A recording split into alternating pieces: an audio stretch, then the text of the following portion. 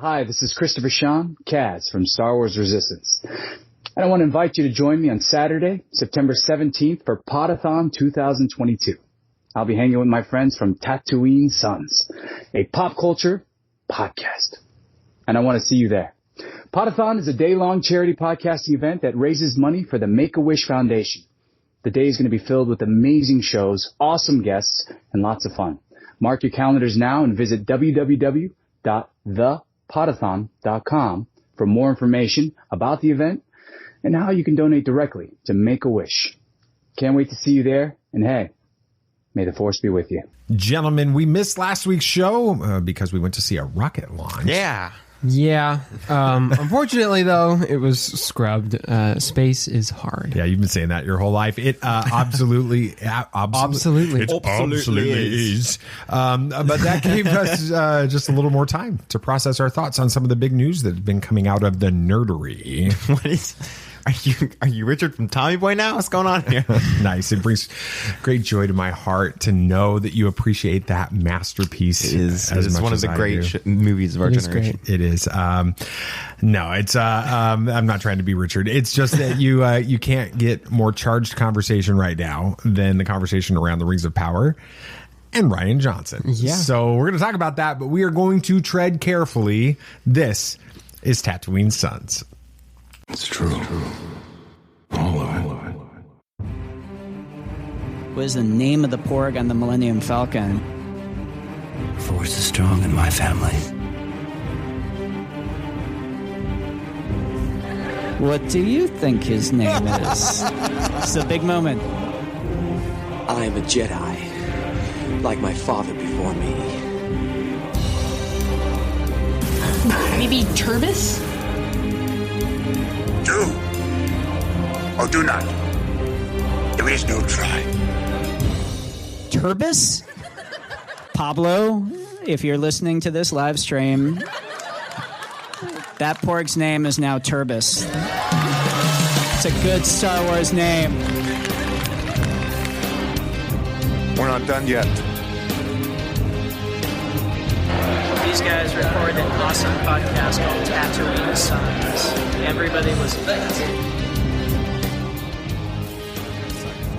get there, get all set up, ready to go, and then Nothing. they moved it off the launch pad. Did you hear that they're rescheduling? They're trying to reschedule it for the end of September now. Yeah, that's what I heard. And it's like I was hearing more October and stuff yeah. like that. So it's not looking probably not going to happen, but it's all right. It happens. Well, hopefully the next one you'll be working on. Exactly right. Yeah, I'll be there. Yeah. Let's hope so. So welcome to Tatooine Sons, a pop culture podcast, the only fan podcast to name a canon Star Wars creature and to be endorsed by the writer-director of Glass Onion, a Knives Out mystery. Looks good. But we'll talk about that later. Yeah, that's later. And The Last Jedi. And the amazing Rian Johnson. We believe that pop culture is the mythology of our generation, which so does Mr. Johnson. We'll talk about that in a little bit as well.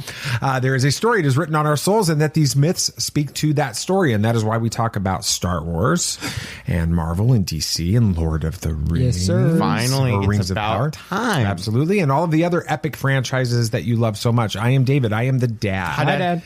Well, gentlemen, I am honored to be joined every week by my two amazing sons. Shmuley, what are we talking about? Yes, The Rings of Power is peak Lord of the Rings. You loved it, didn't you? It was fantastic. All right, can't wait to talk about it. BB Nate, you're right in your wheelhouse too. I am. Batman Unburied was surprising in a few ways. Some good, some not so good. Ooh, controversy. Nice. I'm very honest with Dad? this. What are you talking about? Well, Rian Johnson's finally talking about Star Wars again. And the reaction from the fans is just about how you'd expect it to be. All right, we'll talk about that in a little bit. But before that, we have got to talk about Podathon 2022. Yes, sir. It is coming up this Saturday. Can you believe it? It's just 4 days away. That's crazy. Yeah, and it's almost Batman Day. And it's almost Batman Day, too. So lots of amazing stuff coming on that day. But, man, you're going to want to be a part of Podathon 2022. Yes. Obviously, Mr. Rian Johnson is a guest on Podathon. He's going to be the final guest of the entire event. Hopefully, before we even get to Ryan's show with Octu Radio, we're going to have blown way past the $10,000 we're trying to raise for Make-A-Wish. I can't even think about a better cause to raise money for with Star Wars fans, where we all come together and we celebrate this fandom that we love so much, and we work to help kids go to Disney World and to meet, Mark Hamill. Yeah, these are the kinds of things that go on. That's what this is about. So if you haven't donated, why wait till Saturday? There's no point. You already know you're going to donate. So go to thepodathon.com. Donate now, because you're going to want to be in the raffles that are going to start that morning. And every $5 you donate, you get another entry into the raffle. Ooh. And they are raffles from Lucasfilm, I can't even go to thepodathon.com, start seeing all of the amazing organizations and companies that you love so much that are donating prizes for this. You get in on that. And as part of that, the prize that you win automatically when you donate is the goodness of your, and the feeling in your heart, because you're a good person. Yes. And so donate. I'm not even kidding. Rian Johnson's going to be on there. Seth Green from Robot Chicken and Buffy the Vampire Slayer and Slater? Christian Slater. I got that in my head somehow. Yeah, Austin Powers, The Italian Job, and The Clone Wars. Christopher Sean's going to be on our show. He's the first guest of the week, of the day. He's going to be on there. We're going to be there at 9:20 a.m. Eastern this Saturday. You've got to tune in. I haven't even told the boys yet, but it is an edited version of our recording on video because there was a glitch. But we're gonna, but the whole interview is going to be on our show the next week. But you guys, you got to tune into the video interview. It's awesome. Yes. Kristen Baver from This Week in Star Wars, Gary Whitta, who was one of the story writers for Rogue One: A Star Wars Story and Star Wars Rebels and The Book of Eli, which is one of our favorite movies. The Walking Dead. I mean, how many of you guys watch The Walking Dead? I mean, come on. He's going to be on Followers of the Force. Charles Soule, he's the author of so many of the High Republic books and the Star Wars Darth Vader, Lord of the Sith, Dark Lord of the Sith comic book series. Kelly Knox, author of Be More Obi-Wan. Zoraida Cordova, who's done a bunch of Star Wars novels. Mike Chen, Star Wars Brotherhood, one of the top books out there right now. Matt Martin, senior creative executive from Lucasfilm Story Group. Shelby Young voiced Princess Leia in Lego Star Wars: The Skywalker Saga and Star Wars Summer Vacation. And Christina Ariel, she's the host of Star Wars: The High Republic Show. Beth Revis, author of Star Wars: The Princess and the Scoundrel, and Rebel Rising, which she gave, they were giving it away this weekend for free on Amazon a couple weekends ago, I guess it was. With that, there are more guests. They haven't been announced yet. I promise you, they're pretty cool. They're amazing. I can't even begin to describe this. They make me. One of the guests makes me want to drink blue milk. That's all I want to say. I just want to go get some blue milk. But anyway, new guests being announced soon. And here's what's really exciting. Tomorrow night. So that's Wednesday for all of you listening today on Tuesday. Because if you don't listen on Tuesday when the show comes out, what's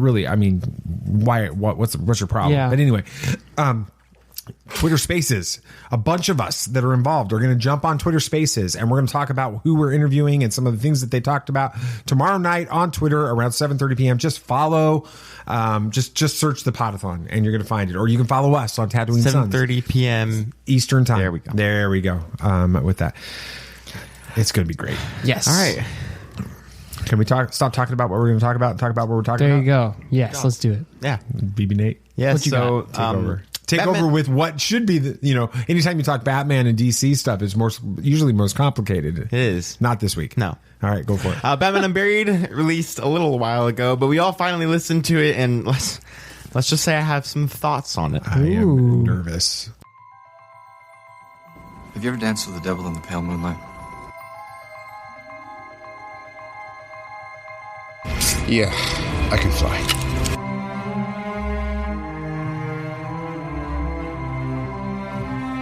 I'm here to fight for truth and justice in the American way. The people in this room, which one is A, wearing a spangly outfit, and B, not of use? There's only one God, man. And I'm pretty sure he doesn't dress like that.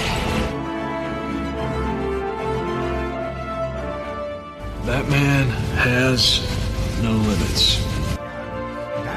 Yeah, Saturday too. Podathon Day, Batman Day. It's a great day. You're gonna have to pick and choose maybe while you're driving to go see Batman movies. There you go. Can be listening. Yeah, have a headphone in while you're watching. I'm just gonna be honest with you. you're going to be able to watch the Podathon stuff later. I just want you to donate now. Exactly. And then you've earned your right to watch it later if you need to. And you'll still get entered for the raffles and stuff. Yeah, absolutely. You You got to donate ahead of time to get in on these amazing raffles. All right, Nate, go for it. So, just real quick, scale of 1 to 10 memory locks. Memory keys. Yeah. Same diff. Yeah. Sam, you? 7? Okay. All right, IGN. Yeah. Hey, I don't So if you don't normally understand give it a what 7. BB Nate just said there, it seems like every time IGN gives a review, it's like a 7. Like Top Gun So Maverick was a 7. If you get a review 8? from IGN that's like an 8, it's like it's a masterpiece. like She-Hulk has been 8s and 9s. So Really? They really do like it. Hey, there. Interesting. All right, you want my review? Yes. I'll give it a 7. Okay. Not that I'm IGN, but no, I thought it was fun. It was entertaining. I wanted to see the story play out. I did. Well, we'll talk about it. There were moments where I felt like it was like 3 different stories. Yeah. But anyway. Okay. So first off, let's start. What was with, your rating? Yeah, we need your rating. I'll give that at the end. I have that. I have that. Ooh, it's a built in. teaser. Go is a for it. teaser. All right. Mystery. First off, let's just talk about kind of the voice acting quality, because when you come to audio dramas, it's a little bit difficult to judge it because you can't see it. It's like a story Right. that you have to play in your mind, Which is a very difficult form of acting. It is. Yeah. Yes. So the 2 main roles in this, Winston Duke took the role of Batman and Bruce Wayne in this series, and opposite of him was Sam Witwer as the Harvester. That was not That was good. bad. That was really good. That was really not. That's good. Also, Jason Isaacs was offered. So Yeah. that's pretty cool. So And the Grand Inquisitor. and the Grand Inquisitor. That's what. Yeah, that's what I meant. Not in the No, Star Wars no, Rebels. and you not in had the- Gimli. And we had Yes, Gimli. yeah, Man, this is like a who's who of nerds. Yeah. All right. That is the nerdery we talked about earlier. Exactly. Yeah. So, what did y'all think of the voice acting in the series overall? I think overall it was really good. There were a couple things like I think Winston Duke's Batman voice just kind of gave me Christian Bale vibes a little bit. Which everybody, that's infamous if you're familiar with it. But other than that, I thought it was great. I thought Sam Witwer just was a totally disturbing Harvester, and I couldn't even tell that it was him. Like, he changed his voice so well that you couldn't even tell. But there were a couple moments, I feel like, where the leveling was a little off. It was in the the voices first were episodes. Yeah, the were voices pretty were bad. too quiet compared to everything Really? else. So it I was didn't tough. notice that. I had to crank up my audio to be able to hear it. But other than that, no, I thought it was great. I thought the sound effects were great. I thought the acting was great. Everything, the way they played it out, you could, like you mentioned, play the story out in your head and kind of create your own visual with it. So overall, I think it was pretty good. Yeah, Sam Witwer is a genius. He is Yes. one of the most gifted voice actors Definitely. alive today, maybe of all time. Yeah. All right. And Sam, since I know you listen, Oh, obviously. every week religiously, He's got T-shirts. he actually I'm is. imagining him with like a number one fan foam I finger think so sort too. of thing. Sam, you're more than welcome to join us on this show whenever you want. I know you're busy, but you're welcome to join us on this. We have the Sam Squad going on. The Sam Squad, that's right. He did fantastic as the Harvester. He was great. He was. Winston Duke was a fantastic Bruce Wayne. He Yes. sounded great. Most people, did you explain who Winston Duke is? He, I forget the name from Black Panther. The sort of like the gorilla. rival. Yeah, Yes. yeah. The rival of, he becomes He's not good. the bad guy. He's the rival. And then he Yeah. becomes Right. good, and they in Black Panther. forces. Yeah, exactly. He did fantastic Yes. as He did Bruce as Wayne. Bruce Wayne. I do understand what you guys are saying about his Batman voice Yeah. sounding just like he's trying to mimic Christian Bale's Batman. But you've got to find a way to keep the voices distinct so Yeah, that you can that's true. distinguish between the characters. Yeah, no. With that. Yeah, I agree with that. And this was the first Spotify exclusive audio drama series for DC that has been released so far. They have others planned. This is a new deal that they've had with Spotify, so this isn't the last one we'll get. But I think it being the first one kind of showed, just because they're not used to it quite yet. I mean, the same thing happened with Marvel. They did a Marvel's audio drama a long time ago, and it's pretty okay. And then they had Wolverine, Right, which was fantastic. Yeah, everybody loved it. So for first series, what did y'all think of the quality? The sound mixing, the effects, the way that they put everything together, and all that. Yeah, I kind of mentioned it. I do think that there's room to improve in the future, but as for a first go, I mean, it's phenomenal. You look at our first episode compared to now, it's painful. It is really, it hurts my heart to think about how we bad put our that sound out. quality was.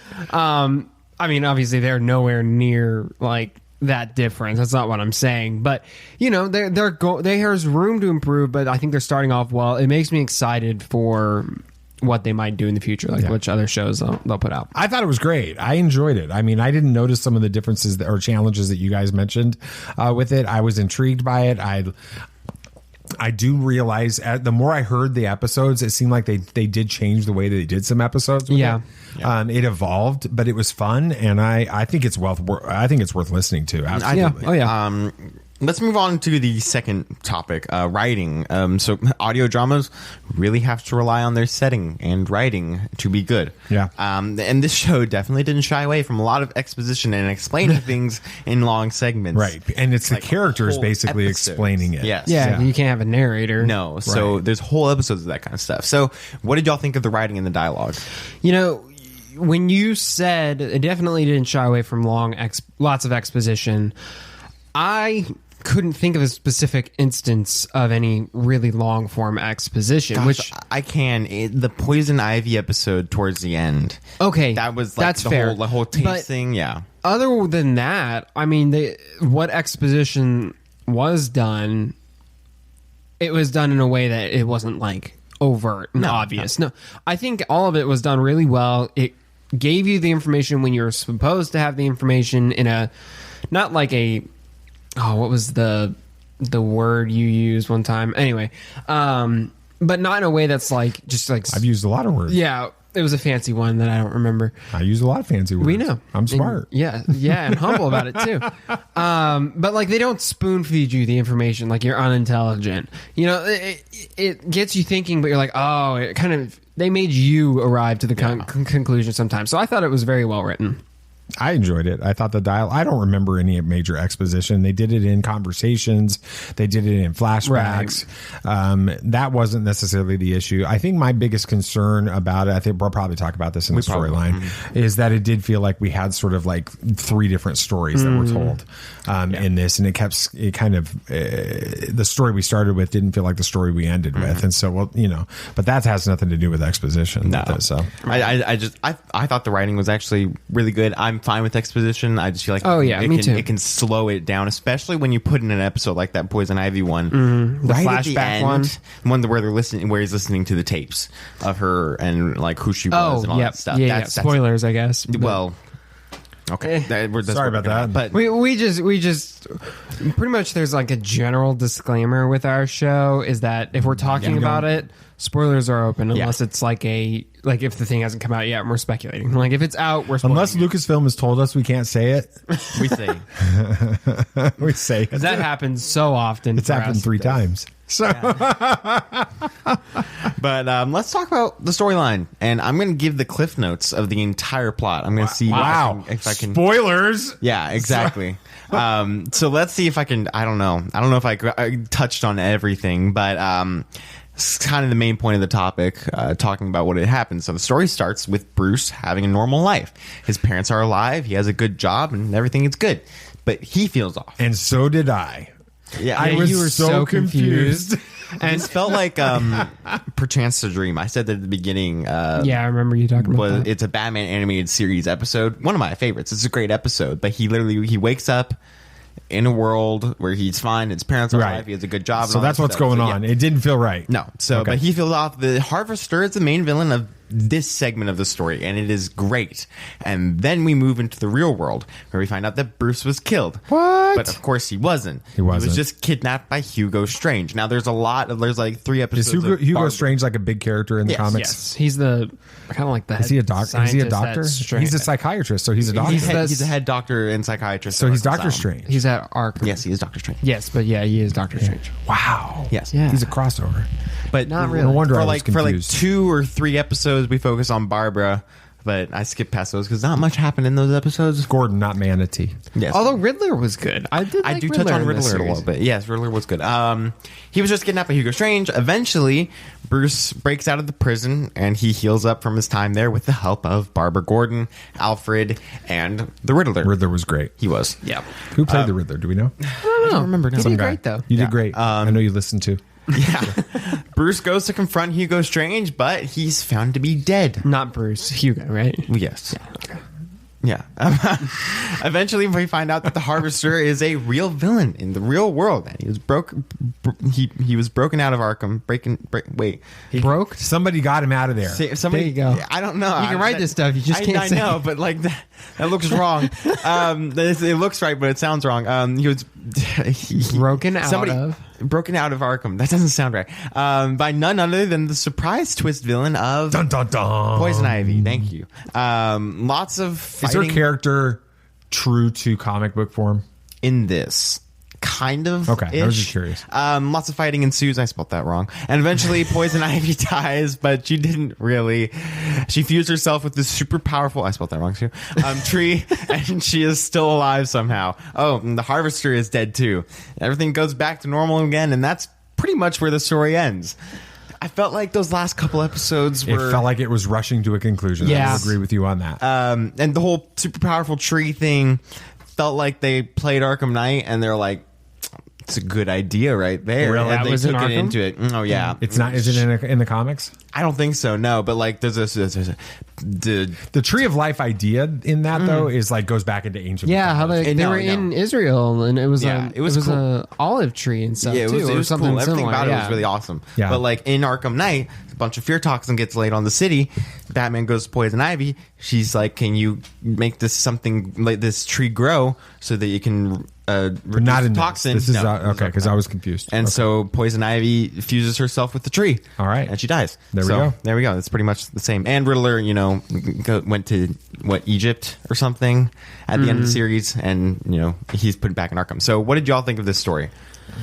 I thought it was fine. Frankly, I wish they would have stuck with the Harvester story. Agreed.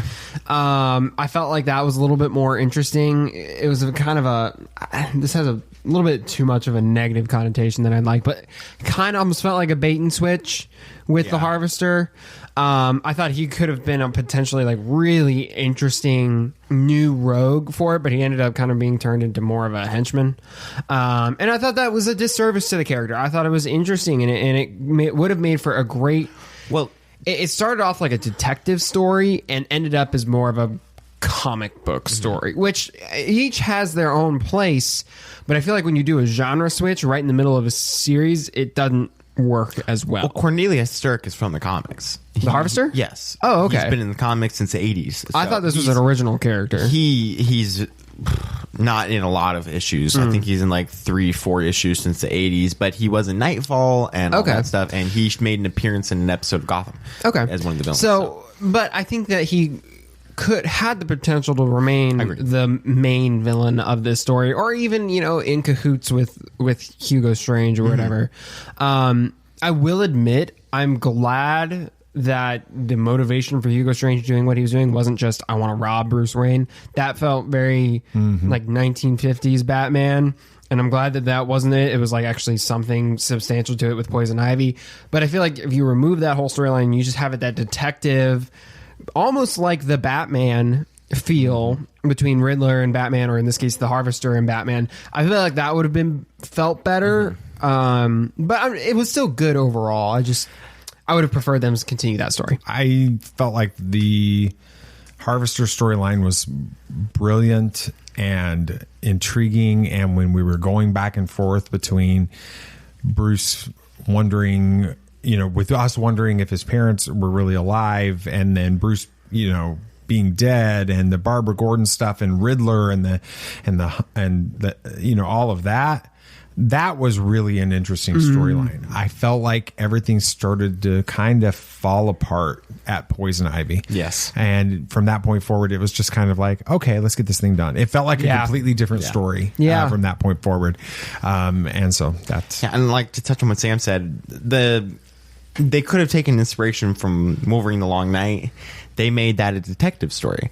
Really? They followed two detectives following this trail of murders that kind of led to Logan, and they kept like little things of Logan were showing up here and there. It was a detective story, not a comic book, and so it felt a little bit better.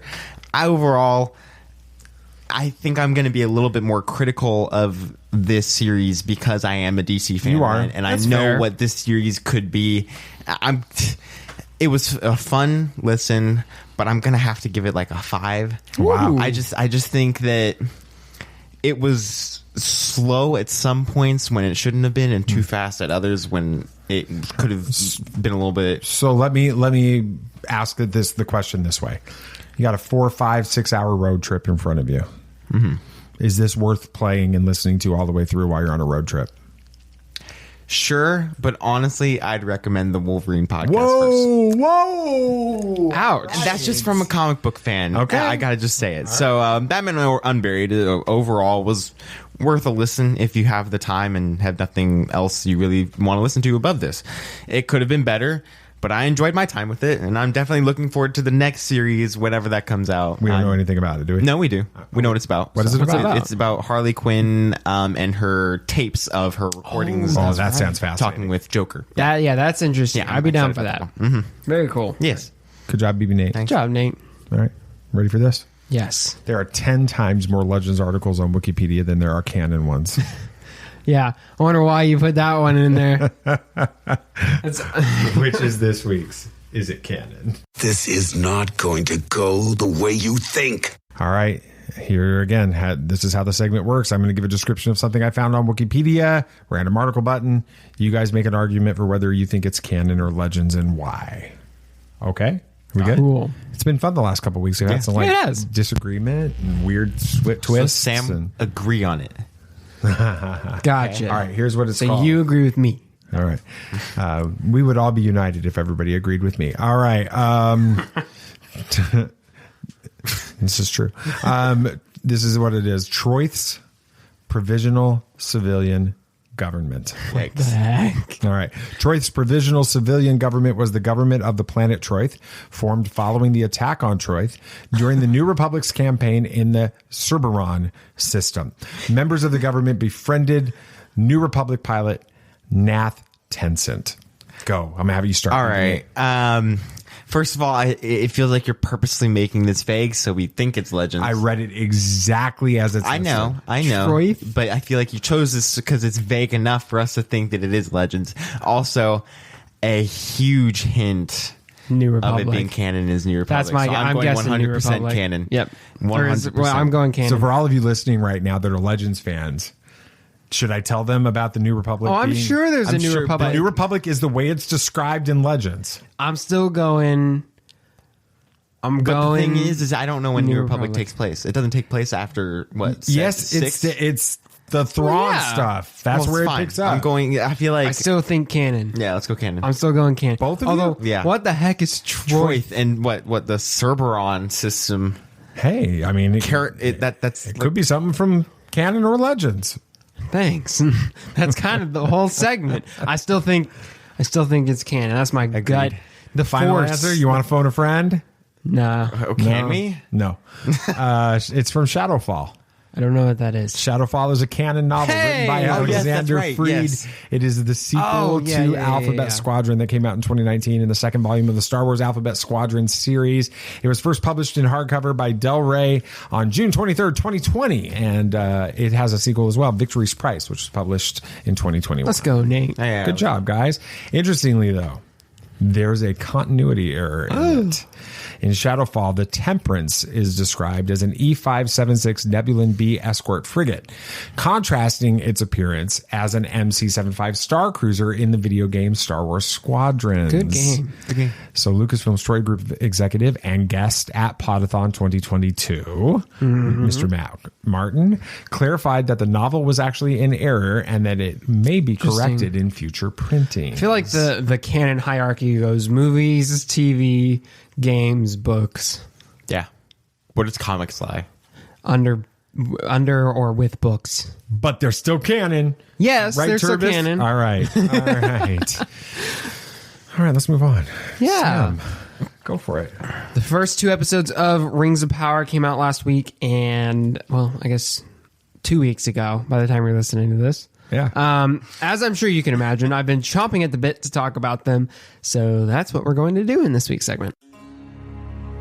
Be on your guard. There are older and fouler things than orcs in the deep places of the world. All right, then, keep your secrets. Your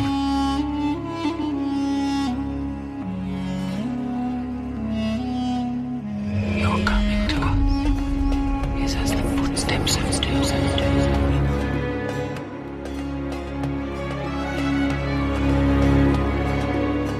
There are many magic rings in this world, Bilbo Baggins, and none of them should be used lightly.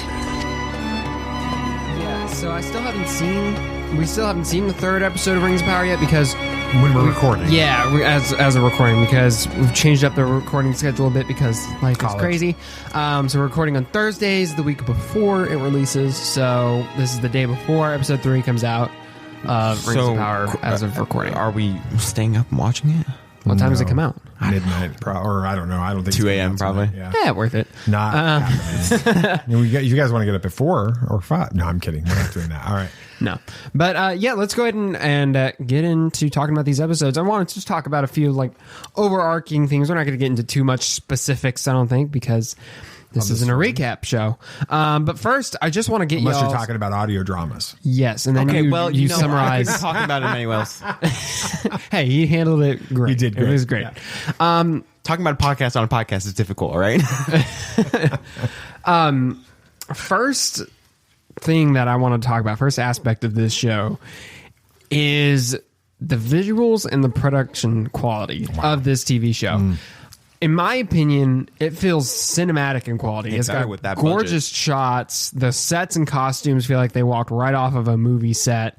I feel like there has been no drop in quality from the films that were released. What were your guys' thoughts when you first saw like some of the shots in this show? Immediately from the first scene, I knew that this was going to be a beautiful show, and it had to be. With its insanely high budget, it had to be amazing. But we are talking about like the prologue when Fëanor, is that his name? Please tell me I got that right. Galadriel's brother. I think that's Finrod. Is that Finrod? I think so. Okay, well, Finrod. Yeah, Fëanor was the guy who crafted the Silmarils. That's right. Yeah. Finrod, when he walked up that hill leading to Valinor, that was a beautiful shot. And right then I'm like, okay, with this is going to be a great looking and feeling show. It was great. It was fantastic. Not a single loss of quality between this and the original films. It was, yeah. And it shows that TV CGI doesn't have to be bad. Conclude what you want from that. All right. No, I loved it. I thought it was a good subtweet there, Nate. It was absolutely gorgeous. The soundtrack oh my gosh, is fantastic. Is absolutely amazing. Yes. I've just like when I have to work and I can't have like Denver sports radio because it's almost football season. Broncos, go Broncos. And Avalanche. And Avalanche. When I can't have that playing because I need to focus on something. I've got the Rings of Power soundtrack. You can listen to it as many times. I'm just on loop, baby. It was kind of fun for Nathan and I watching these first episodes because we had listened to the soundtrack multiple times over before, and so we were like picking out the themes when they would show up for every little thing, and I'm sure there will be a little moment we'll bring every up part later. of it was fantastic. Yes. Next, let's get into the meat of it. Let's talk about some of the story points of the series that's been started and brought up. We still don't have a whole lot, nothing too substantial yet, but we've got some startings of some storylines. First in this story is Sauron and his forces are defeated, quotes, at this moment. At least that's what everybody thinks except Galadriel.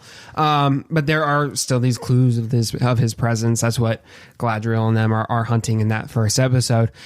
In my opinion, it almost kind of feels like the beginning of The Hobbit. Right. How there's these rumors of things going on in the East and stuff like that, which knowing that Galadriel was already suspicious in this time about Sauron kind of makes her reactions in The Hobbit a little bit more significant. Yeah, I don't remember The Hobbit that well, so I'm trying to remember Galadriel's roles in that. So I'm trying to remember too. All I remember is she was quick to believe Gandalf and his suspicions with it when he when they were in, I don't forget, Rivendell, and he brought that blade of one of the Nazgul. Okay. Saruman was like, yeah, don't worry about it. It's not a big deal. Elrond was kind of in the middle, and then Galadriel, did that weird mind speak thing that she does. And she was like, I understood where Gandalf was coming from. She hasn't done that in this show yet. Not yet. Okay. No, not yet. She also hasn't done the weird glowy thing yet. We also have to it's fun because she fought some of the Nazgul in the Battle of the Five Armies movie, right?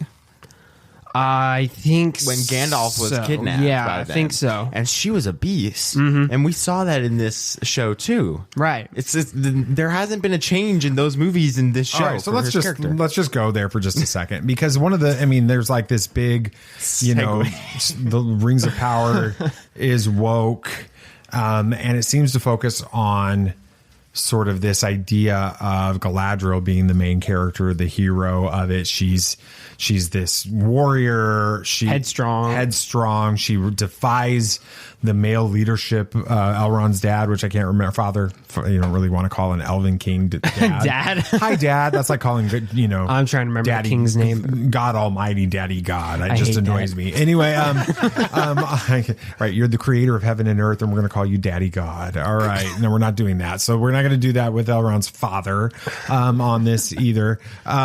With that, but there's this idea that she's like being presented as a character that's not accurate with the stories, which is being labeled as woke. All right. What's your thoughts on that? I think I don't put any credence towards that. I think, like Nathan said, Galadriel is a strong character in other movies. Tolkien wrote her. Right. Like, obviously in Roken told her. I'm so passionate about that. So Roken told her. Obviously in like the Lord of the Rings like movies and stuff, she uses more magic and stuff to she's fight. 2,000 years older. Right. No, I'm not saying for like 6 seconds. You're right, but I'm not saying she's like weak or not a warrior. She just goes about it a little differently. No, she is feared in the Fellowship of the Ring. Yes. Right. When they get into the Elven Forest where she's at, Boromir is terrified that they're going to confront her. Yes. With it. He is terrified. And he had every right. That scene where she goes all weird dark on Frodo scarred me as a kid. That was freaky. So it puzzles me to think that Galadriel could be anything different than this. Now, I will be the first to admit, all of us are going to be the first to admit, we haven't read all of the Tolkien books that are in there. We don't come into this with headcanon. No. All I've read so far is headcanon is of the devil. Get it out of your head. The devil. Because it destroys your ability to enjoy these things. Stop. Yes. And that's and I know, rabbit hole here, but that's what I'm having to do with She-Hulk. I'm literally having to go into because you've read some stories. I know, and I'm like, okay, I'm going to go into this episode wanting to enjoy it and hope I come out being satisfied. Yeah, it's the same way, right? Exactly. Get the I was thinking She-Hulk. Get the headcanon out of there when you go into these things, and get all of the noise from social media and blogs that make money off of you clicking and videos that make money off of you clicking. And so they do things and say things that are outrageous because you are addicted to their outrage. Stop tuning into it. That's all I have to say about that. I don't really campaign or crusade much on socials. In fact, I think I make a Facebook post about once a month if I'm like lucky. I haven't made a post in 3 years. That's great. And the last one was a share. But I made a post somewhat, referencing all the craziness that's going on about the show because it's so outrageously wrong. Like none of the outrage is warranted. It's not rational. No, it's very frustrating because it's making it where certain people are not going to be able to experience a great show. And they're missing out because it's great. But anyway, let's keep talking about the characters then. Oh, the next, we'll end up coming back to this. Yeah, I mean, another story point that was big and still kind of going off of Galadriel is like, I didn't realize this. Again, I don't know if this is in the books, but who cares? It's still interesting. Galadriel rejected going into the Undying Lands, which is really, really cool. Which then makes the end of Return of the King so powerful because she does return. Yeah, she goes with Frodo. Yep, because she knows that the evil is finally vanquished. And knowing what the Undying Lands are, knowing what that whole situation is, when she welcomes Frodo, to go with her. This story in Rings of Power, the opening episode of Rings of Power, makes the ending to Return of the King so much more intense. Yeah, because she knows that he put an end to that evil. Yes. And she can now go home. Yeah. And see, how is this not a good show? I mean, come on.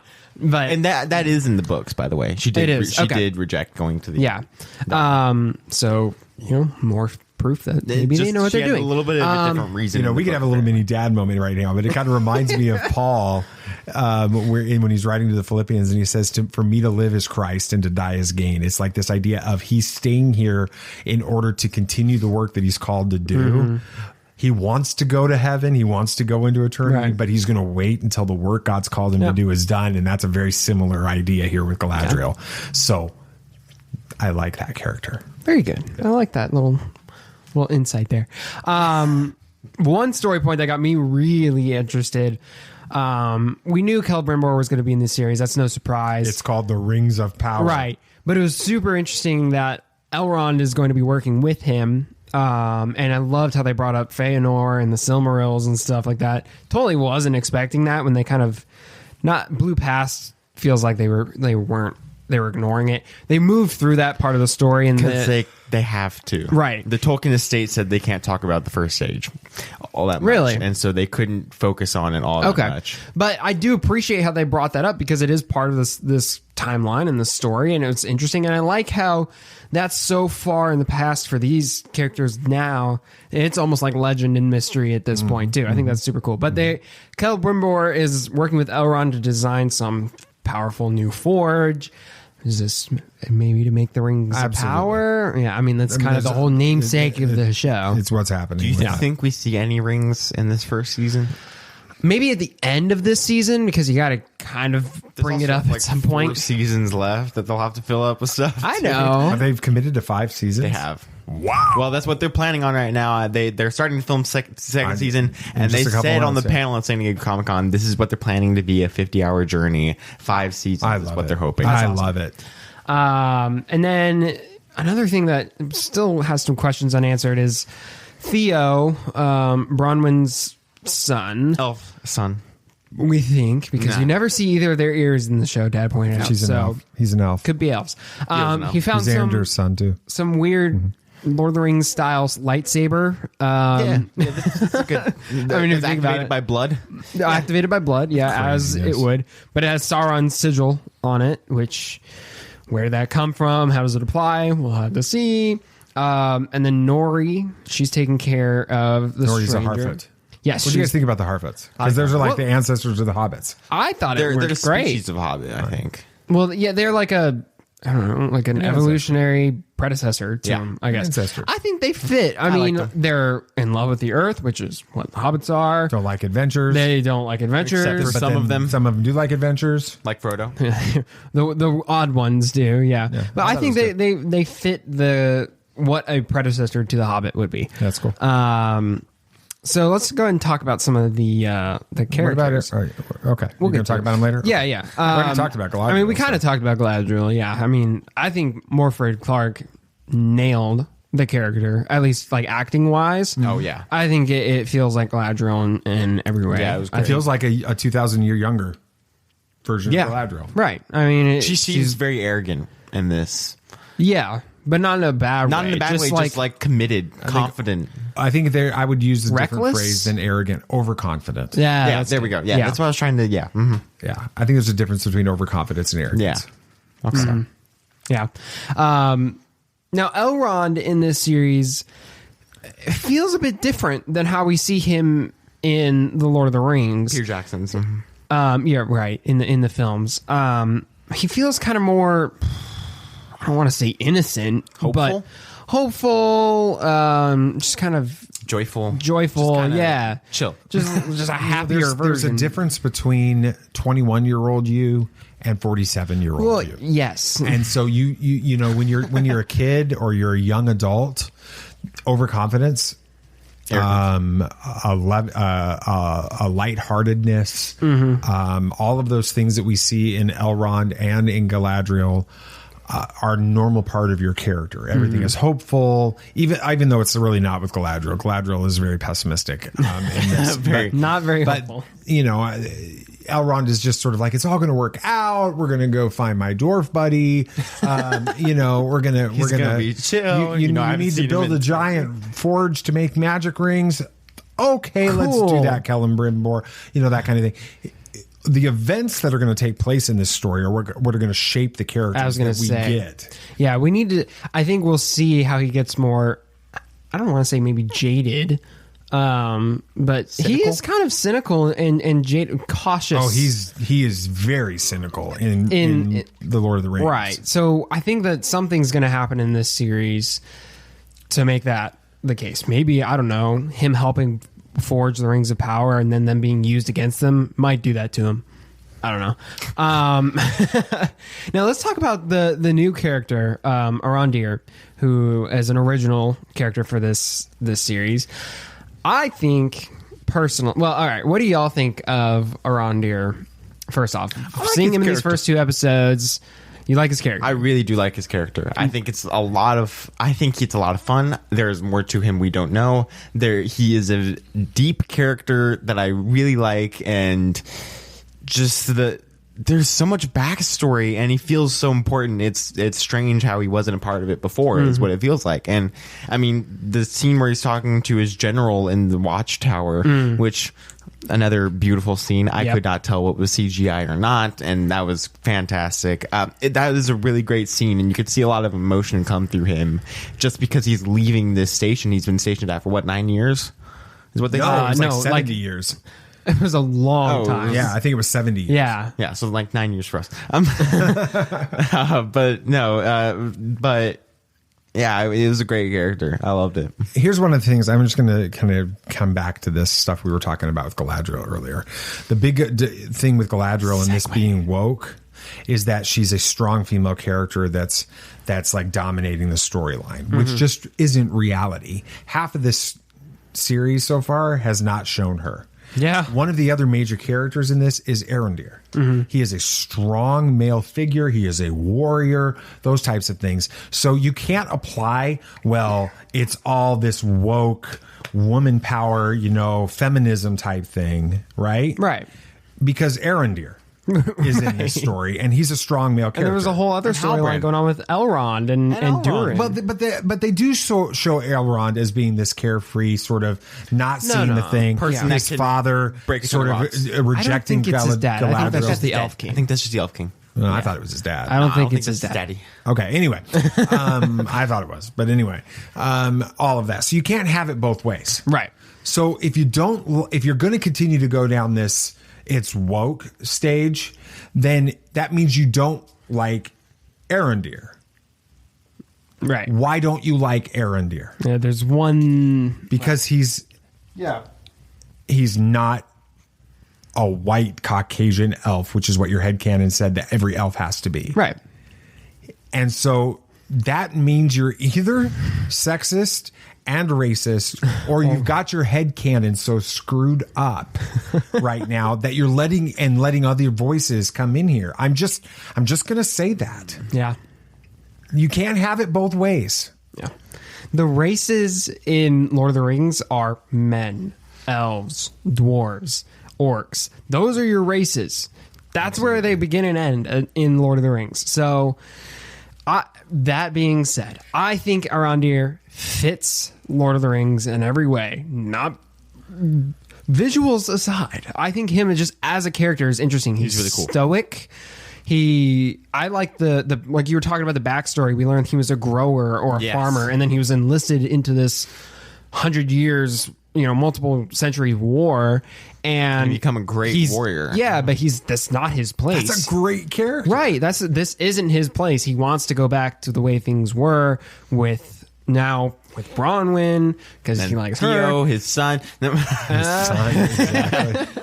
But I think he's cool. I can't wait to see him in action because we'll definitely see him get up to next episode. Some Legolas-esque stuff. I think he fits. Well, you see perfectly. some of that in some trailers, I think. Right. So I can't wait to see him be that warrior that he is. And then another original character is Nori. Nori Brandyfoot. Isn't Brandyfoot a last name in The Hobbit? Yes, it is a family. Okay. See, they are the ancestors. Exactly. Yeah. Okay. Yeah. Okay. Who was the one that golfed? I remember that story in The Hobbit. I know who you're talking about. I forget his name. I think it was a Took. Okay. It was one of the Tooks. Anyway, I feel like she fits the story well. She is very much a Bilbo Frodo character, constantly wanting to go to itching adventure. for adventure, and never sticking by the And now get to the character that we all want to talk about. Let's go. The Stranger, Meteor Man. We have so many questions. Yeah, I don't know who he is. Is he Sauron? All right, you have to say it right now. After the first 2 episodes, Sauron, Gandalf, or somebody else. Go, BB Nate. I don't know. You have to pick one. I don't like decisions. You have to do it. Right now, what do you think he is based on that? The thing is, they've added so many original characters. How am I supposed to... If he's one of those three. If he's one of those three. So you can go with other if you need to. Sauron, Gandalf, or another character. They've been setting up Sauron so much, I feel like I have to go with him. Okay. You don't play That's Sauron's good. theme That's good. when he shows up. And make it look like the eye when he's laying in the thing. All right, Sam. I mean, I feel like, are they doing like a triple bluff with us? Like, is he, but not really, but is he? The only thing that makes me hesitate saying he's Sauron is Sauron was already on Middle Earth. We saw that in some of the backstory and stuff, and then he fled, or he was captured and fled. So how the heck did he get back up into space to come back down? That's my question. So who is he? Sauron, Gandalf, or somebody else? I don't know. So you got to pick one. I'm going to pick right now based on if you had to. If I had to pick, I would pick Sauron just because I like that idea Gandalf. better. All right, let's I move on. don't think he is. He's Gandalf. I want him to be Gandalf. You guys are both saying I don't Sauron. know. I'm saying I Gandalf. want Sauron. One of us is right. We did forget the most important character. We got to talk about Poppy. I love her character so Poppy much. Proudfoot. Yes. She's such a fun character. Proudfoots were in Which the... one's Poppy Proudfoot? That was Nori's Nori's friend. Oh, really? She's was such fun. a fun character. You like her? I Okay. do. She I was do too. she That's was cool. the comedic relief in these that's episodes, true. which I you feel needed. desperately needed. I've seen that actress Here's somewhere. the best part. We get another episode. Let's go. In less than 12 hours. Wait, no, we got to wait till Well, it tomorrow was night. like 3 days ago. So for you guys, so I hope hate you watched this. it. We're gonna have to wait. Maybe you know if you know that I'm right that it's Gandalf by now. Okay. Oh my gosh, I remember. It's Sauron. It's Sauron. Anyway, so far, The Rings of Power is everything I can want from a new Lord of the Rings series. It looks and feels on par with Jackson's trilogy and feels true to Tolkien in every way. Yes, I said that. Don't at me. Be sure to tune in. Don't at me. I'm the one that runs our Twitter account. Okay. Well, don't at him on my behalf. But be sure to tune into the next episode, releasing sometimes later in the 3 week for days. y'all. It's all thrown off for me, but I can't wait to see episode 3. All right, we got it. We got to get this thing moving. All of our people. I mean, we've got a big topic still, and we're almost done Goodness. with our show. So we're going long today. It's like me at church, finally, but not really. Okay. One of the most beloved nerd franchises is getting a new release this weekend. We've never seen any of the previous films. We'll explain it on Movie Moments. At last we will reveal ourselves to the Jedi. At last we will have revenge. Only one new release this weekend, but Well, there's some others, but I don't. Nobody has ever heard. No, of it's it, gonna, Clerks 3. It's a big deal. It is a very big popular. deal. Yeah. Following a massive heart attack, Randall enlists his friends and fellow clerks Dante, Elias, Jay, and Silent Bob to make a movie immortalizing his life at the convenience store that started it all. This is gonna pull at heartstrings for people who really enjoy this. If you're a big fan of this thing, you're going to go to the theaters. And Yes, see it. director is Kevin Smith. The cast is Kevin Smith, Ben Affleck, Sarah Michelle Gellar, and Also Rosario known as Dawson. the Seventh Sister. and Rosario Dawson, Claire Temple or whatever in the last name is from Daredevil, and Ahsoka. Yes, the studio is Lionsgate. It is rated R for pervasive language, crude sexual material, and drug content. No, we're not going. We haven't seen the other ones, and we don't really plan on it right now. Nope. So the trailers this week, Glass Onion. I'm trying to get through this. Glass Onion looks fantastic. We got nothing from this trailer. Literally, it was just basically a cast announcement.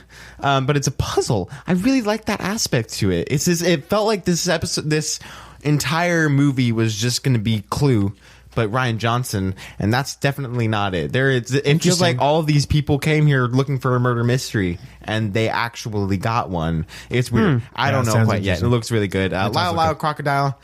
I don't want to see that movie. No, that's going to flop so bad. No, it's not. It's going to do great. I don't think all the kiddies are going to go thing. to it. It's just not our thing. So and it's got whoever the famous singer is doing the voice. I don't remember who it is. Anyway, I don't either. But some big popular singer.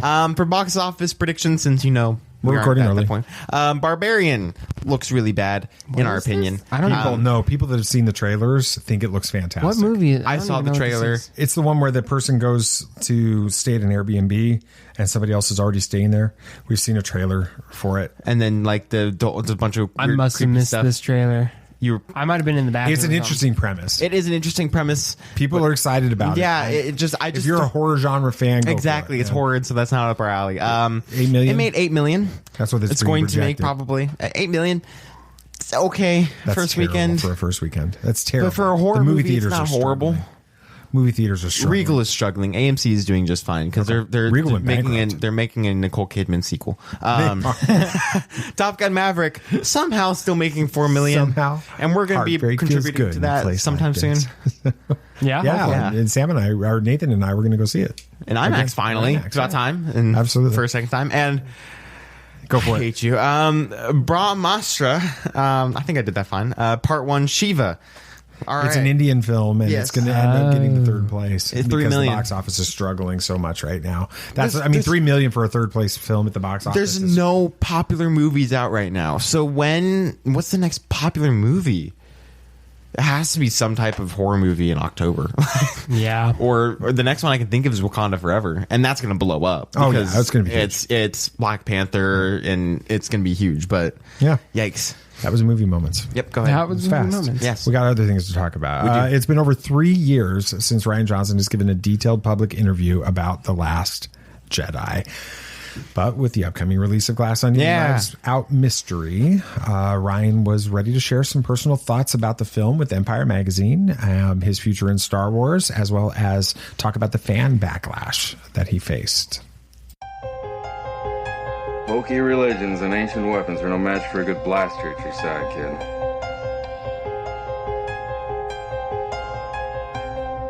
Rebellions are built on hope.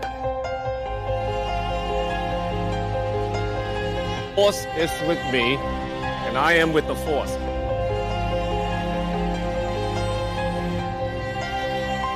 If you live long enough, you see the same eyes in different people. Jedi. Have you guys seen any other Rian Johnson films? What else has he done? Yeah, I'm going to be honest. I don't even know Rick, Looper. Those are the two that I think of off the top of my head. I have not seen either of those. I saw most of Looper, and I didn't get to finish it. I wanted to watch Looper, but there's sexuality in it, so I didn't watch it. I don't remember where that is. It's a very interesting concept. I love it. It's an assassin from the future who goes back in time to kill people, before they commit a crime or something, an action that somebody doesn't want. So he's hired by an anonymous source to kill somebody. And kind of like Minority Report. The person he's scheduled to kill is himself. He doesn't know. Interesting. And he doesn't know. Yeah. And as Joseph Gordon-Levitt and Bruce Willis. And they're playing the same character. It's such an interesting concept. Yeah. Interesting. I want to watch that. All right. So Rian Johnson, in this Empire Magazine article, which is fantastic, Rian Johnson began to share his thoughts on The Last Jedi from 5 years later. And so we're going to look at some of the quotes, some of the things that he said about and have conversations about this.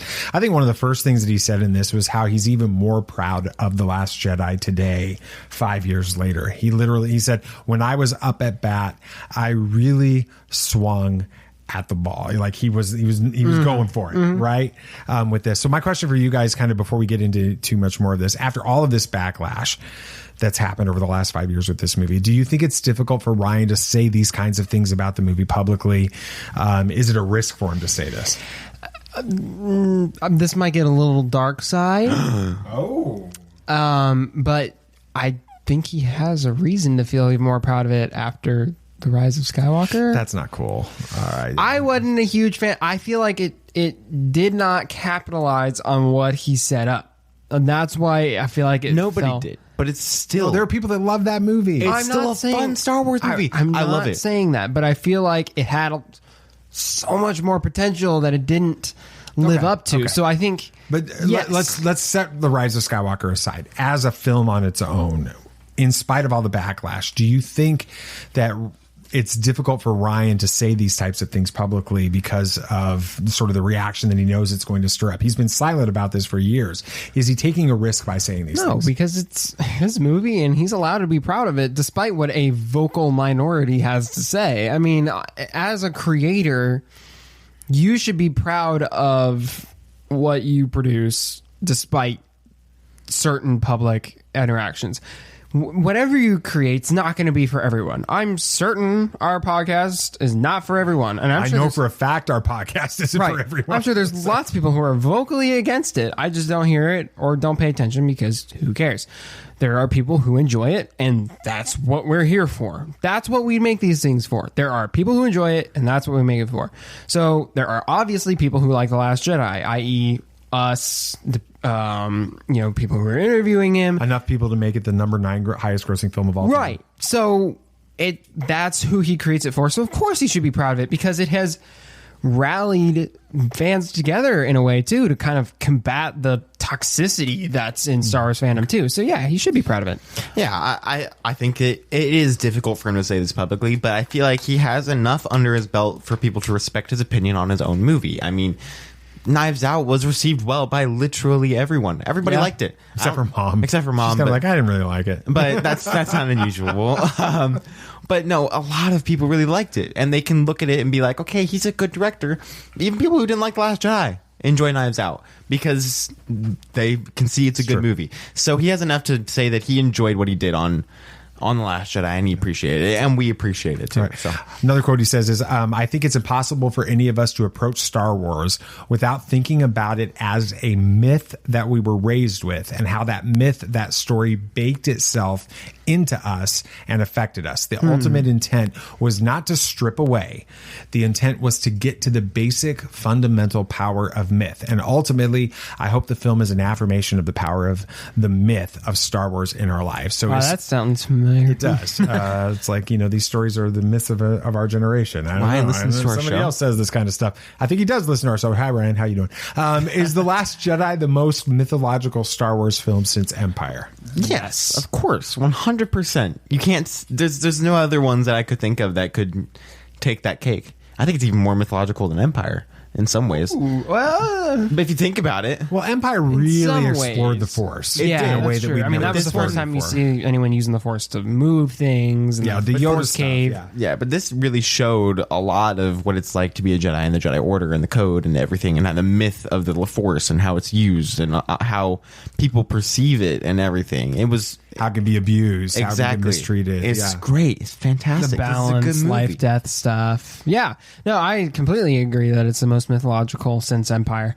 I can't think of any other Star Wars film except maybe some of the prequels. But even then, I like what? Yeah, I'm trying to think. I mean, the midichlorians. Well, that takes away the mythology. Right. So it's scientific in the it's the exact opposite. So I agree. I think the whole life and death aspect of it, how things aren't quite as cut and dry as we've been led to believe. The whole Force time stuff was really interesting. We'd never seen anything like that. So I totally believe that it's the most mythological since Empire. Mm-hmm. Awesome. Another quote: "The final images of the movie to me are not deconstructing the myth of Luke Skywalker. They're building it, and they're him embracing it. They're absolutely they're absolutely defying the notion of throw away the past and embracing what actually matters about his myth and what's going to inspire the next generation." So for me, the process of stripping away is always in the interest of getting to something essential that really matters. So that's obviously the quote by Ryan here. My question is, why do you think that the line, "let the past die," spoken by Kylo Ren, the villain of the series, is so hard for fans to wrap their heads around? They kind of feel like that's what the point of The Last Jedi was, while Ryan's saying that's absolutely the opposite of what the point of this was. You watch the entire last portion of the movie, the last 30 minutes, it's Luke embracing the whole myth of his character. He literally goes out there, he gives himself a haircut in his projection, right? So he looks like the Luke that everybody would imagine. The Luke of the past. Right. He has his classic blue saber, which he hasn't used since saber. Right. Yeah. You know, he is absolutely playing up the myth. And then he gets just absolutely bombarded by the First Order, and he sits there and just brushes it off. He is totally playing it up, like taking advantage of all the myths that surround the him. legend of Luke Skywalker. And it gets to the First Order. You can see it. Right. It gets to Kylo Ren, which is exactly the point. Right. That's the whole point. And it inspires further myths of his characters. That's the entire Broom Boy segment, is them talking about Luke Skywalker. Huh? Tamuri Blag. Yes. Is that his name? I didn't know that, but now I do. He's Broom Boy. He's Broom Boy. But like, it inspired more myths and legends because he embraced the myths and legends of the past. It's literally the exact opposite of what people think it is. And it's frustrating. Yeah, it is frustrating, and you could tell this movie was purely a passion project for him. He put everything he loved about Star Wars into this movie. Yes, he was hired by by Lucasfilm to make it, and yes, he made a lot of money, but he was really doing this because he loves the mythology of Star Wars, and he really wanted to show how much he respected the character of Luke Skywalker, how much he respected Leia, and every one of these characters he really, really does appreciate. And he didn't want people to think that he was wanting that past to die, because that's what matters to him the most. That's what got him into Star Wars. That's what allowed him to direct this movie. His love for Luke Skywalker is what this movie is about. Exactly. It is a love letter to Luke Skywalker. And so it's why I love No Time to Die. Because that entire... No, don't be confused by that. You know where I stand, and you know how it ties in. Because he dies at the end, it is showing how Bond really was, and that is 100% a love letter to Bond. That's cool. And same with Luke Skywalker. So now if you're saying you don't like No Time to Die, you don't like The Last Jedi. There you go. That's not true. I can make a distinction. No, you can't. No, I can do that. Yeah, I mean, kind of going off of that,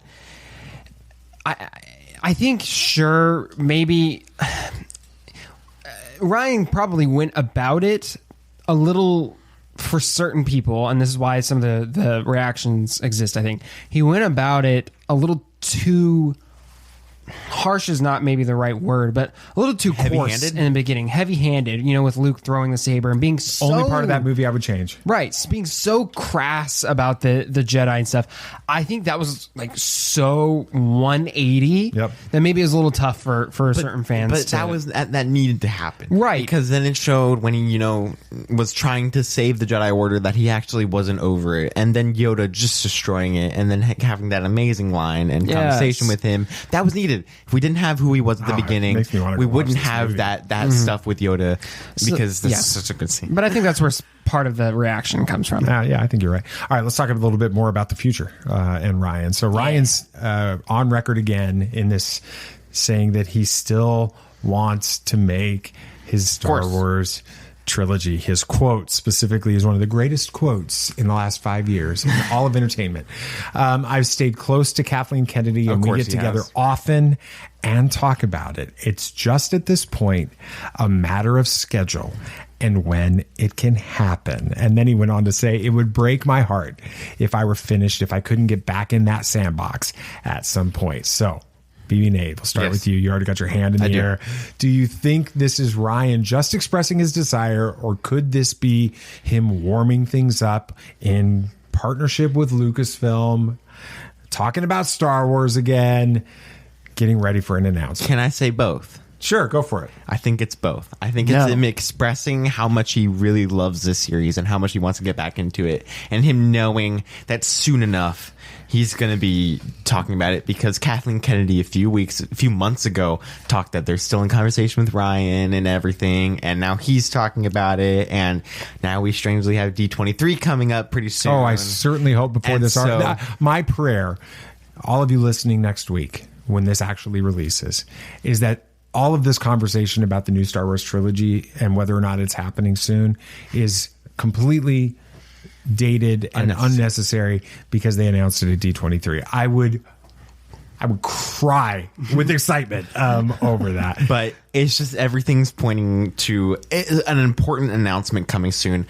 Lord knows, Star Wars fans, we need that right now, because right now we don't have a lot going on. Yeah, we don't like the next thing we have going on is what, Mandalorian is coming out next, Andor and Bad Batch. I'm talking like after that, because Andor and that, like, for the future of Star Wars and the main stuff, like stuff that's not already scheduled. Exactly. They're going to announce the Mandalorian release date in February. Exactly. We've got Skeleton Crew. We've got some cool stuff happening, but we need some big. We need big screen stuff. We need movie, because Disney and Lucasfilm. If anything, if going to Rogue One and IMAX said anything, it's Star Wars belongs on the big screen. It does.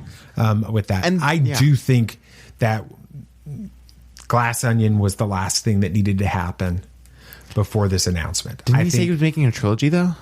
I think that he's in a position now where he can go in, do the first one of these Star Wars movies, then do the final one of the Knives Out trilogy, and then come back in and do the second and the third of these. I think that's where he's at with this. I do think we get an announcement. I'm going to go ahead and say on record before the end of this year. That wouldn't surprise me. Bold. All right, Sam. Either at D23 or Comic-Con. I personally think he's just expressing his desire in this. I don't think we're getting an announcement soon. I definitely don't think it's at D23, or I think it would be unwise for Lucasfilm, Disney, for their first movie news to be Rian Johnson movie news. Not that I have a problem with it. I'm just thinking for PR reasons, you do something a little less controversial at the start. Because you do something with a completely different director, there's not going to be a lot of controversy about it. Everybody's going to be fine with it. Here's the problem, though, with that statement. Let me push back on that. Lucasfilm and Disney are looking at this from a production standpoint. Yes. Okay? Force Awakens was the first one in, right?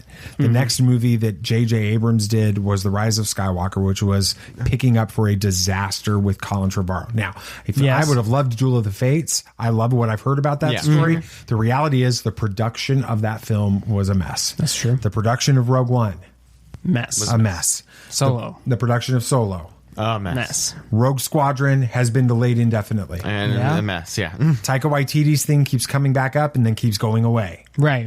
Okay, with this. What's the only Star Wars film in the Disney era to go off without any challenge whatsoever? That's true. They didn't have a single issue with production. They didn't have a single issue with the director or the writer, the script, the story, anything. Lucasfilm is looking, we need a Star Wars big screen win. You go to Rian and you say, you do this again. But do you think they get a big enough? Do you? I'd love that. But do you think they'll get a big enough win from? I do. I think it's far enough. By the time this gets out, you're looking at least 2 years before this movie releases. That will have been 7 years since The Last Jedi. Oh. That's plenty of time. That's plenty of time for it to simmer down and let people go into the movie. You're going to hate it. People are going to be excited about a Star Wars movie. Either way, it's going to make a buttload of money, and that's enough for them to go. It will have been 7 years since The Last Jedi and 5 years since a Star Wars film. That's plenty of time. Whether or not Rian makes this as a passion project, it only matters to Disney if it makes a ton of money, and that's what's going to decide whether they keep going. All right, let's talk a little bit about this Luke Skywalker stuff. He shares that disagreeing about Luke Skywalker with Mark Hamill was terrifying. I bet it was his words. Yeah. This is the quote. Did you guys hear this quote? Have you read this quote? I don't think so. I've just heard bits. He says, if Mark Hamill is talking to me about Luke Skywalker, I'm going to listen to him. And I got to think about that and argue with him and go back and forth and genuinely plumb the depths of my soul and what I wrote and figure out if this seems right.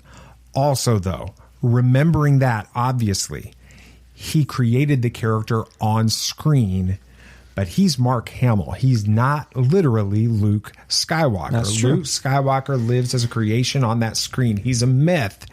And as such, he only really lives in the minds of people who listen to and in various ways believe that myth. And I know that was me. That's what Ryan says. So it was complicated. But I mean, the short answer to your question is it was expletive terrifying. Friggin', but he didn't say friggin'. He didn't say friggin'. So it's like the comics, a bunch of different symbols. Exactly. There's a word for that. I can't remember. My question to you guys, I'll start with you, Sam, is what role should actors play in crafting the stories for the characters they portray? I think it's tough. I mean, I think actors do have and should have some creative freedom with their characters. I mean, they are the ones playing them. But Ryan has a point. They didn't create that character unless, they wrote the story. Like, I don't know, Taika Waititi and Korg or something like that. Then sure, go do what you want with it. But, with this, it's true. He didn't write the character. I don't think George came to Mark Hamill or whenever Mark Hamill was cast and was like, let's sit down. What are your thoughts on this character? He said, no, here's the script. You got to do the impersonation of George. No. Mark, Here's a script. Here's a script. Read it, memorize the lines. Thank you. But I mean, that's what he did. He didn't ask Mark for his input. I doubt Mark gave a whole lot of input in the beginning because he did give input. He gave in. We talked about this 4 years ago. Oh, yeah, that's true. The input he gave into his character was, I think you should make Boba Fett my mother. Yes. You don't let Mark Hamill make the decision as to what this character does. No. Yeah, so I think you got to take that with a grain of salt. Yes, he is Luke Skywalker. Yes, he played Luke Skywalker, but he doesn't have total creative freedom with him. Yeah, you got to look at this from the point of view of multiple actors playing the same character, i.e. Batman. Yeah, good point. It's a great way to look at it. They're the same character. The actors do not make who Batman is. They can make who that version of him is, but fundamentally Batman is the same.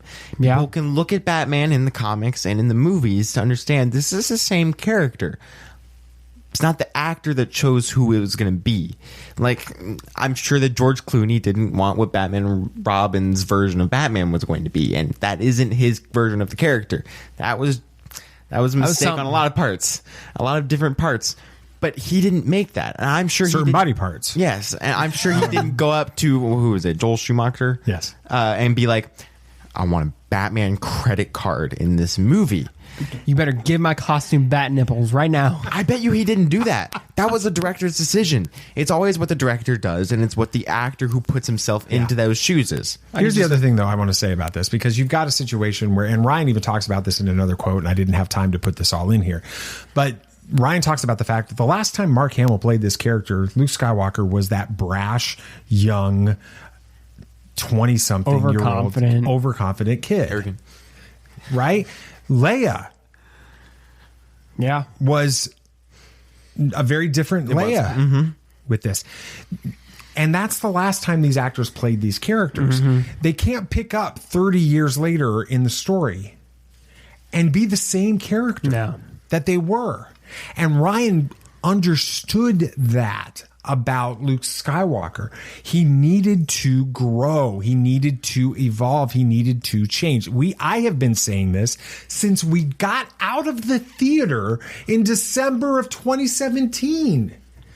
I love this Luke Skywalker because I was the brash kid and I have gotten beaten down over the last 25, 30 years of my life by life, and I am not naive anymore. Right. I am jaded in things. I am cynical in things, and I want to continue to have hope. And that is the Luke Skywalker we get in this film. Beaten down, jaded, thinking that's cynical. The system doesn't work. Faith doesn't work. None of this doesn't work. And then he realizes, wait a second, it does. I have to be that person again. Yeah. And that's why this character works. And Ryan gets it, even if, and I say this with all due respect to Mark Hamill as a person and as an actor, Rian Johnson understood Luke Skywalker at this point in the story better than Mark Hamill did.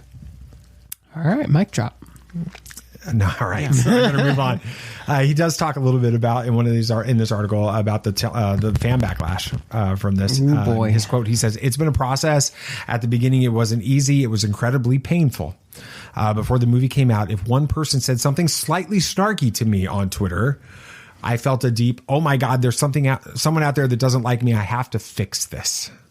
And I will tell you, as someone who was interacting with him regularly on Twitter, I saw him do this a lot, so much so that one of his tweets landed us on number two worst thing in the internet. Worst thing to happen on the internet of 2018, according to AV Club. That's a badge of honor right there. Yes. But it was really right after that article came out that he disengaged. Yeah, with Twitter that, because I think he realized when he saw that article, this isn't healthy. He needed to get out of there. He wasn't helping. He wasn't winning any arguments. No.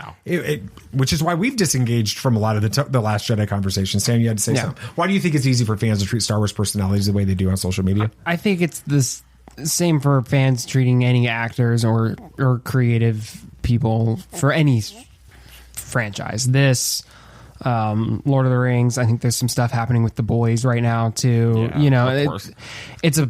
It's like a pandemic. It's frustrating. I think it's easy because there's no repercussions. And it's like an echo chamber. They say something and then somebody else with a similar opinion comes in and echoes that right back. And it just keeps going and snowballing. Yeah. And there's no repercussions for it except positive reinforcement from other people. You say some of the things that people were saying to Kelly Marie Tran, Rian Johnson, Daisy Ridley. You say that to their John Boyega. Absolutely. You say that to those people's faces in real life, and you, before the internet, you would have gotten punched. Beat up. Yeah. You would have gotten punched, and not saying that's what you deserve, but maybe it would have had a different effect on things. I'm just saying there's no negative repercussions for anything people do on the internet for this sort of thing. It's just almost encouraged by certain people, and it's frustrating. And it's monetized. Yes, that's the dirty thing about the internet right now is that echo chamber, that clickbait stuff. It creates where you actually are monetizing toxic behavior because it does get clicks. Absolutely. I mean, you see an article and it says something provocative like that, you're more likely to click that than Star Wars fans. Some of our biggest, if I wanted this episode to get twice as many downloads, all I have to do is title it is the Rings of Power woke. Yes, that's all I have to do. That's all. Even though we argue against it.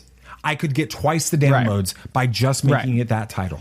You're going to get way more clicks from something like that than The Rings of Power is great Lord of the Rings content. That's not going to get any clicks comparatively because people want the drama and the controversy. Because and it's monetized. I think that's really the critical thing. It is frustrating. When you think about YouTube, when you think about blogs, they make money by how many people watch and click it. Right. And so it encourages this behavior. So my challenge to you, before we even get to the dad moment, stop clicking it. Yes. Stop watching it. And start thinking for yourself. If you're a believer, if you're a follower of Jesus Christ and you're listening to that stuff, watching that stuff, clicking on those things, you are violating the admonition in Philippians 4 about whatsoever things are pure, whatsoever things are true, whatsoever things are good, whatsoever things are lovely, if there's anything virtuous, if there's anything praiseworthy, think about those things. So I'm not talking to all of you that maybe don't consider yourselves Christians. I'm talking to you that consider yourselves followers of Jesus. Stop it. Yeah. Stop feeding your minds with this garbage because it's corrupting you and it's encouraging this stuff. Yep. Get it out. Sorry. Anyway. Do you think it's easy for fans to treat Star Wars personalities? Can't say anything after that. Yeah, I'm sorry, BB Nate. I'm sorry. I'm passionate about this because it's true. It's frustrating. It really is true. And like, it's different for me right now. I mean, obviously, I was a huge fan of Lord of the Rings or of this movie when it came out, but I wasn't really involved. Yeah. Yes, with the social media side of things.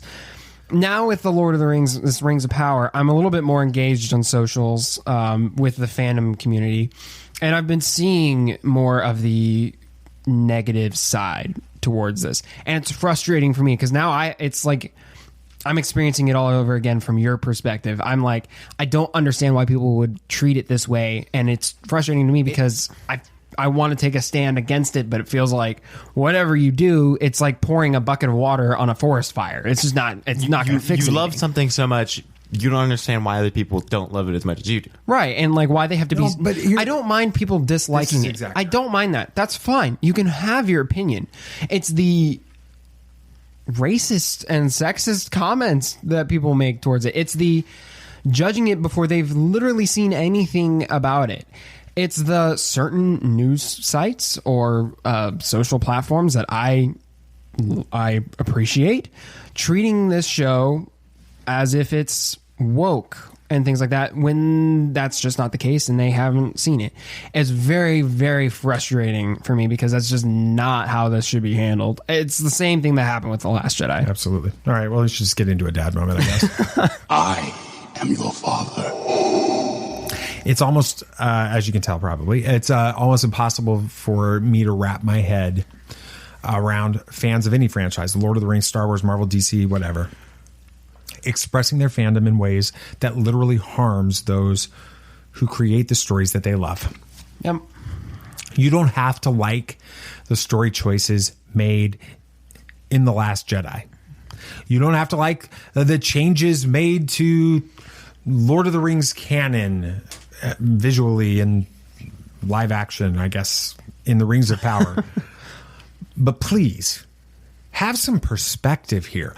Rian Johnson is a person. The actors in the Rings of Power are human beings. They have real feelings.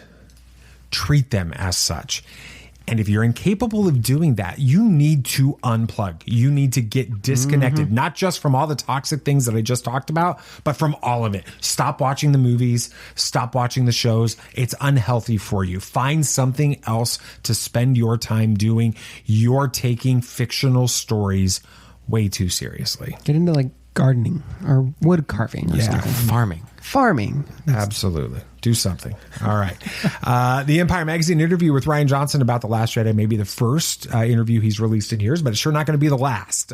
You are going to want to be part of Podathon 2022 this coming Saturday, September 17th. I've seen the interview by the time we record this. It is fantastic. I wish I could say more about it, but I promised I wouldn't. So you're just going to have to wait a few more days. All right. All right. Anything else you guys want to talk about? Anything else? Yeah, Florence Pugh's Yelena to lead an MCU Thunderbolts movie. We kind of all knew it was coming. I did not peg her for being the not necessarily. She's saying that she's the leader of the Thunderbolts, but she's the main character. Okay, part of the Thunderbolts. I'm cool with that. She's a fun character. That Kingpin is going to be the leader of the Thunderbolts. That would be comic accurate. Oh, I like it. Nice. I like it. Yes, Warner Brothers. More problems. Back to searching. We couldn't go through a whole episode without Nate having to talk about some kind of trauma in the DC. It's searching for a new DC Films boss after talks break down with producer Dan Lin. I'm not surprised. Just figure it out. Announce it at New York Comic Con. Just let Zack Snyder do it. No, that's not going to happen. They're going to make fun of him in Teen Titans Go in a couple weeks, and I'm looking forward to that. That's funny. Squid Game's Lee Jung-jae lands male lead in the Star Wars series The Accolade. That's from Leslie Headland and Lucasfilm. Acolyte. There you go. Acolyte. That's it. That'll be interesting. I'm ready. That thing starts filming in just a couple months. Nice. We're getting close with it. That was a long episode. We didn't do one last week, so you got a twofer. Yeah, got a little heavy there at the end too. Sorry about that. You know what? That's the way we do it. All right. Thank you so much for listening to Tatooine Sons, a pop culture podcast. If you had a good time listening, it would be awesome if you could share this with your friends. I had fun between the sermons. Thanks a lot. No, that was I preached a little too, so I'm not saying. But of course, the show is only a small part of the Tatooine Sons world. So be sure to like us on Facebook and join our Facebook discussion group, and follow us on Twitter to get in on all of the action. And you can keep up to date with everything we've got going on at TatooineSons.com. That's right. And don't forget to follow the show on your favorite podcast app so you don't miss our next episode. And please give us a review on Apple Podcasts and give us a rating on Spotify or whatever podcast app you prefer. We'd appreciate it. Make sure you tune in Saturday to Podathon 2022. Yes. It's going to be awesome. Just go to YouTube, search it. You'll find it. It's going to be there. So awesome. All right. Anything else you guys would like to say? May the Force be with you. May the Force be with you. May the Force be with you always. This party's over. I like that Wookiee. Don't get technical with me. Join, please. Yep, yep.